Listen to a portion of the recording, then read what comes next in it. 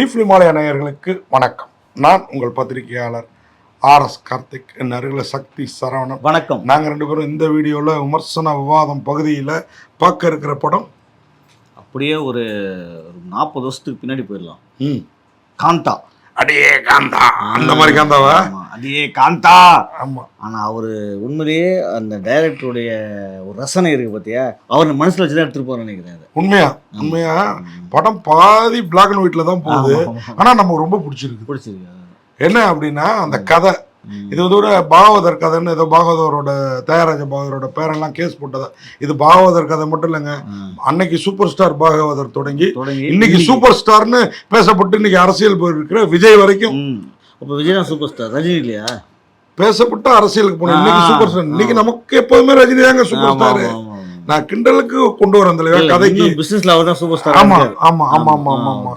அதனால இந்த super star Rajini தாங்க. அதுல எந்த அரசியலுக்கு போனவர் போயிட்டார்ல, அவர் தான் சூப்பர் ஸ்டாரா நிஜமா வாழ்ந்துட்டு இருக்கிறவர் ரஜினி. அரசியலுக்கெல்லாம் வந்து என்ன அயோக்குத்தனங்கள்லாம் பண்ணாம எனக்கு தமிழக மக்கள் இது கொடுத்ததே போதும் அப்படின்னு ஒதுங்கிட்டார்ல. தலைவா இன்னைக்கு ஒரு ஒரு ஒரு ஒரு மனிதனும் இருக்கிறாப்புல, ஒருத்தருக்கு ஒரு குணம். ஒண்ணுமே இல்லாத விஷயத்த ஊதி பெருசாக்குறாங்க. ஒரேடியா பரபரப்பு பண்ண வேண்டிய விஷயத்த ஒண்ணுமே கண்டுக்காம விடுறாங்க. இதுதான் இன்னைக்கு வாழ்ந்த சூப்பர் ஸ்டார்ல இருந்து இன்னைக்கு உள்ள சூப்பர் ஸ்டார்கள் வாழ்க்கையில நடந்திருக்குங்கிறத சொன்னாரு பாருங்க. ஒரு ஆடியோவை இன்னும் கொஞ்சம் நேரம் கேட்டிருந்தா அந்த படத்துல அப்படி ஒரு அழகிய கொண்டு இருக்க மாட்டாங்க. அப்படி என்ன அழகி, யார் அந்த அழகி, யார் கொண்டது அப்படின்னு பாத்தீங்கன்னா கதாநாயகர் அவ்வளவு அழகா இருக்காருங்க. இது தியாகராஜ பாகவதர் கதைங்கிறதோட எம்ஜிஆர் கதைன்னு கூட சொல்லலாம். எம்ஜிஆர் கதைங்கிறதோட சிவாஜி கதைன்னு சொல்லலாம், ஜெமினி கணேசன் கதைன்னு சொல்லலாம், சாவித்திரி கதைன்னு சொல்லலாம், ஜெய்சங்கர் கதைன்னு சொல்லலாம், பத்மினி கதைன்னு சொல்லலாம். அவ்வளவு கதைகளையும் ஒரே படமா எடுத்ததுல எனக்கு வந்து ரொம்ப உயர்ந்துட்டாரு. பாகவதத்தில் ஆரம்பிச்சு இன்னைக்கு இருக்கிற சூப்பர் ஸ்டார் வரையும் எல்லா ஹீரோக்கும் இந்த கதை. சூப்பர் ஸ்டார், அரசியல் போன இளம் சூப்பர் ஸ்டார், ஏன் லிட்டில் சூப்பர் ஸ்டார் சிம்பு வரைக்கும் சொல்லாங்க. எல்லாருக்கும் இந்த கதை அப்படியே ஹீரோக்களின் முகத்தை எவ்வளவு சட்டுன்னு கோவப்படுவாங்க, எவ்வளவு பட்டுன்னு பேசிடுவாங்க, அது எவ்வளவு பெரிய பாதிப்பை ஏற்படுத்துங்கிறது ரொம்ப அழகா சீன் பை கூட நடிக்கிற ஒரு கதாநாயகிட்ட இப்படி எல்லாம் நடப்பாங்க.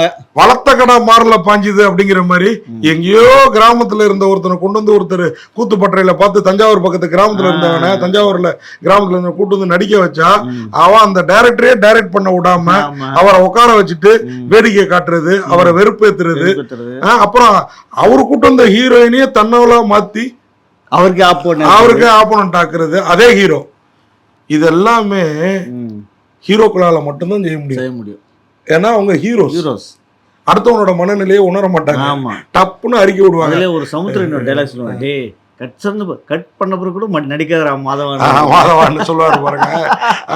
அதை விட இவனை நம்பாதமா அப்படின்றது அவர் சொன்ன மாதிரியே நடக்கும் பாருங்க. கிளைமாக்ஸ் என்னன்னு கிளைமாக்ஸ் சொல்ல அவரும் புரிஞ்சுக்க மாட்டாரு. அவர்கிட்டயும் ஒரு ஈகோ இருக்கும். ஏன்னா நம்ம வளர்த்த பையன், ஆனா வளர்ந்த பிறகு நம்மள மதிக்க அப்பனுக்கும் பிள்ளைக்கும் இருக்கும்ல சார். இப்போ நீங்க இன்னைக்கு கூட 90 வயசு ஆகுது எங்க அப்பாவுக்கு, நம்ம சொன்னா கேட்க மாட்டாரு, அவரு சொல்றதுதான் கரெக்டும் பாரு. இது எல்லாருக்குமே உள்ளதுதான்.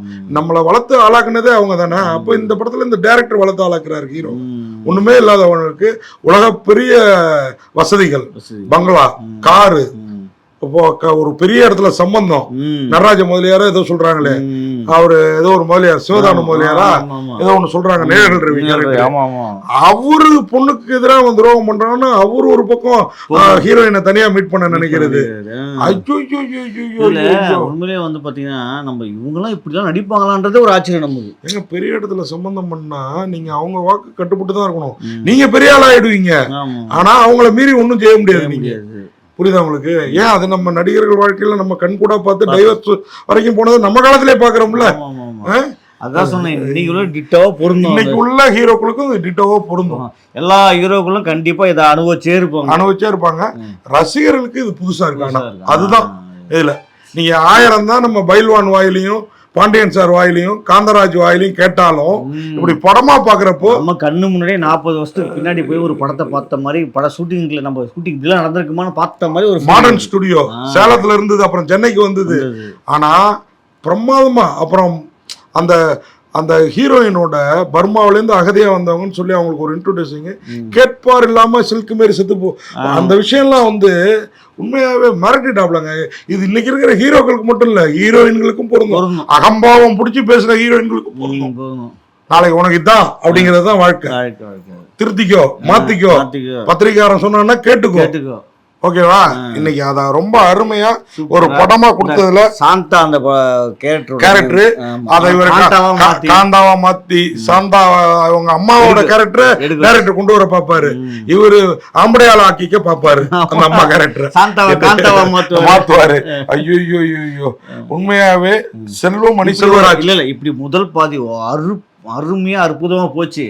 இரண்டாம் பாதி கொஞ்சம் கொடூரமா மீன்ஸ் கொல்லன்ட்டு போறதுனால வர்ற கொடூரம். ராணாட்டுக்கு பத்தி அந்த போலீஸ் இன்வெஸ்டிகேஷன் ஆபீசரா ஒரு ஷூட்டிங் ஸ்பாட்ல நடக்கிற ஒரு கொலையை இன்வெஸ்டிகேஷன் பண்ண வந்து கொஞ்சம் ஓவர் ஆக்டிங் டிராமா டைப்ல தெரியுது. பரவாயில்ல, தமிழ் ஓன் டயலாக் தான். நல்லா பண்ணிருக்காரு.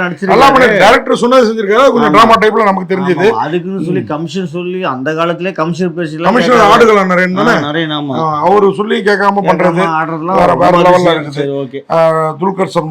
துல்கர் சல்மான் தாங்க மிரட்டிட்டாப்லங்க. மொத்த படத்துல உட்கார வைக்கிறது. எம்ஜிஆரா இல்ல ஜெமினியா இல்ல பகவதரா இல்ல என்எஸ்கேயா, இப்ப இருக்கிற ரஜினி, கமலா, விஜய், அஜித்தா அப்படிங்கிறது புரியாத புதிரா இருக்குது. அதான் சொன்னேன், நேஷனல் அவார்ட்ல இருந்து பல அன்னைக்கு உள்ள பாகவதர் தொடங்கி இன்னைக்கு உள்ள லிட்டில் சூப்பர் ஸ்டார் வரை இந்த படத்துல இருக்கிறாங்க. அதான் ஒரே கேரக்டரா துல்கர் சல்மான் பண்ணியிருக்காரு. அது மாதிரி பிரசாந்த் பொட்டூரி, அது மாதிரி ஹீரோயின் பாக்கிஸ் அம்மா ஒரு படி அதாம்மா அப்படி கண்ணாலேயே பேசுறாங்க, நடிக்கிறாங்க வேற லெவல். ஜான் வர்கீஸ் அவங்களோட கேரக்டர் ஓனர் ஜான் வர்கீஸ் வேற லெவல்ல பண்ணியிருக்காரு. Production house sprite media and Wayfarer films இந்த படத்தை வந்து பண்ணியிருக்கிறாங்க. இந்த படத்தை வந்து டிஓபி டானி, அவர் தான் டானி சான்சாஸ் லோப்ஸ், அவர் தான் வெள்ளக்காரர் போட்டிருக்காரு. ஆமா, எடிட்டர் லெல்வனின் ஆண்டனி,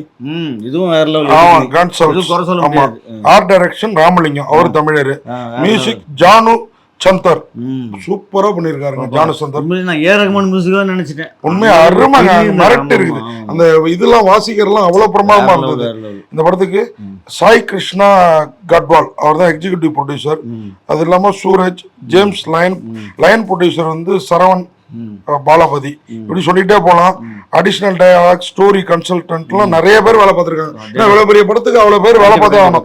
அது மாதிரி அடிஷனல் ஸ்கிரீன் பிளே, அது மாதிரி தமிழ் பிரபா தான் வந்து ஸ்டோரி கன்சல்டன்ட்டும் வேற லெவல்ல பண்ணிருக்காங்க. இந்த படத்தை வந்து விஎஃப்எக்ஸ் டக்கான் ட்ரீம்ஸ் எல்லாம் பண்ணிருக்காங்க. அசிஸ்டன்ட் லயன் ப்ரொடியூசர் இருக்காங்க, சாலா சந்திரசேகரன், ஏகப்பட்ட பேருங்க. தயாரிப்பு யாரு? துல்கர் சல்மான், ராணா தகுபதி, துல்கர் சல்மான், பிரசாந்த் பொட்டூரி, ஜான் வர்கீஸ், இவங்க தான். காஸ்ட் அண்ட் குரோவோட டைரக்டர் தான் செல்வராஜ் சொல்ல முடியுது. ப்ரொடியூசரு நம்ம பேசினது. நடிப்பு வந்து பாத்தீங்கன்னா இன்னும் நிறைய பேர், அதான் பேரை காணுமேன்னு பார்த்தா அவ்வளவு பேர் இருக்காங்க இந்த படத்துல. வந்து அவ்வளவு பேர் நடிச்சிருக்கிறாங்க.